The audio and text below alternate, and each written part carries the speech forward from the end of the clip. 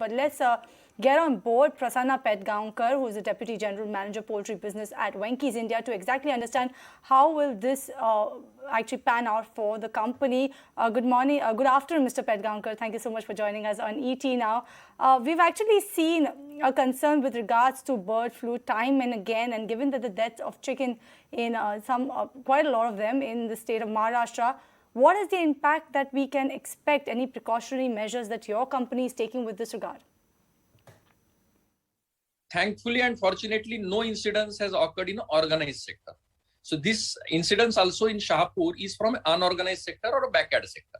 So the precautions what was taken before incidents of the bird flu, the same precaution will continue, ma'am.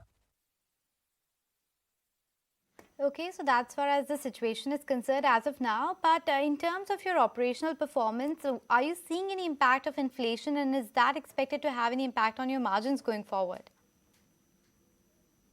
Yeah, as far as feed prices are concerned, this was the worst year which we have seen in the history, because soya price has touched almost 100 rupees peak and average of 75-80 rupees. And maize price, which was comparatively better at 18 rupees, now has changed the direction and it has touched to 20 rupees.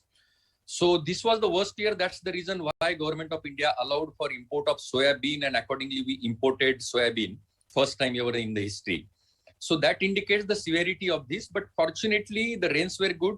Fortunately, the total crop acreage, whatever has been recorded in India, is good as far as soya is concerned. And a few players have started taking a benefit of Rabi season, which was not there in soybean. So that will add to the kitty of soybean, and we feel the situation will get relaxed for 2020-2023 FY.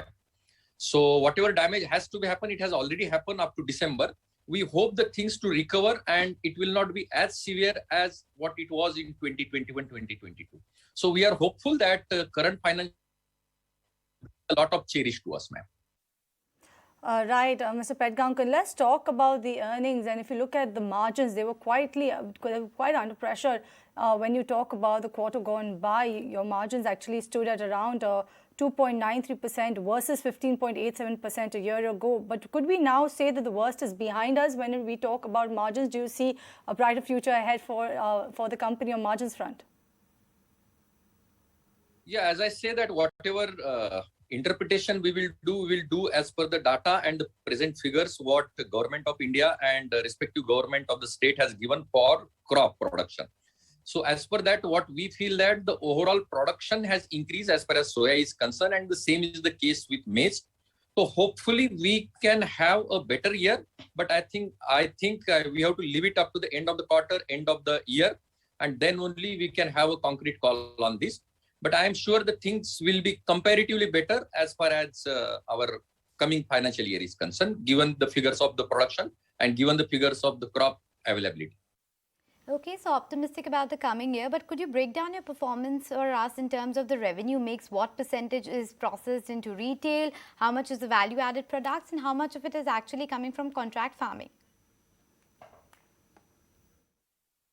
See, as I say that as far as processing part is concerned, if you are talking of all India basis and processing percentage, it goes to the tune of 5% processing and 95% is a live.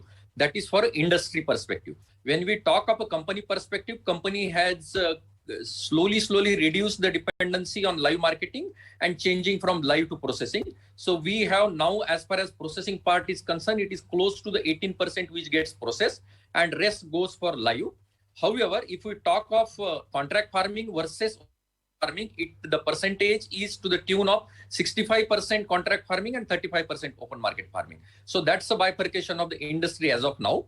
So both the sectors are equally strong. Let's talk about the QSR space. We are seeing that particular segment actually see exponential growth, a phenomenal growth rate coming in for the QSR space. So how much will Venkys actually benefit from this rise in the QSR space, the growth that they're seeing actually? QSR, yes, availability part is concerned, availability is increasing. So obviously the overall requirement of processing segment will increase the kind of growth QSRs are taking.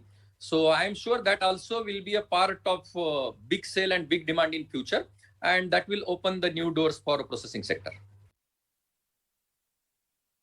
All right.